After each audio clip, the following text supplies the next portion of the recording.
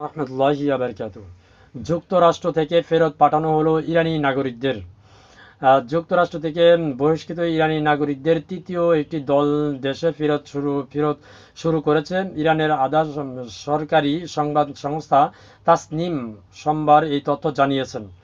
শুধু তাই না, মধ্যপ্রাচ্যে যে আকাশগামী ফ্লাইট আছে, ইউরোপীয় ইউনিয়ন এবং যুক্তরাজ্য সবাই মিলে সব কিন্তু ফ্লাইটগুলো বাতিল করছে। অর্থাৎ ইরানে বড় ধরনের একটা হামলার আশঙ্কা মোটামুটি করেই ফেলেছে। অর্থাৎ হামলা করবে তো ঘোষণা দিচ্ছেই, তো এবং সেগুলোকে কার্যকারিতা করবে।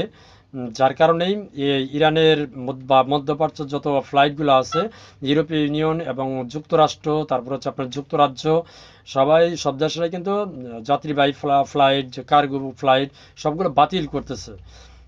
অর্থাৎ ইরানে খুব বড় ধরনের একটা হামলার পরিকল্পনা কষেছে যুক্তরাষ্ট্র।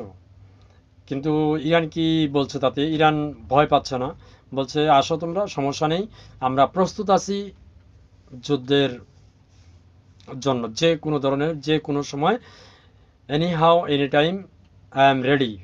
ইরানের কথাই একটাই, সাব্বাস ইরান। আর এর মধ্যে ইরানের যে নাগরিকরা আছে যুক্তরাষ্ট্রে, তাদের সবার ভিসা বাতিল করতেছে এবং ইরানে ফেরত পাঠানো হচ্ছে।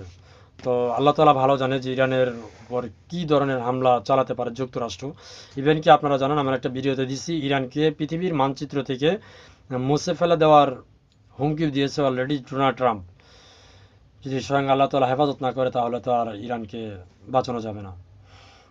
সবাই দোয়া করবেন ইরানের জন্য, ইরানকে যেন আল্লাহ তাআলা স্বয়ং নিজে হেফাজত করেন। আমিন। আসসালামু আলাইকুম ওয়া রাহমাতুল্লাহি ওয়া বারাকাতুহু।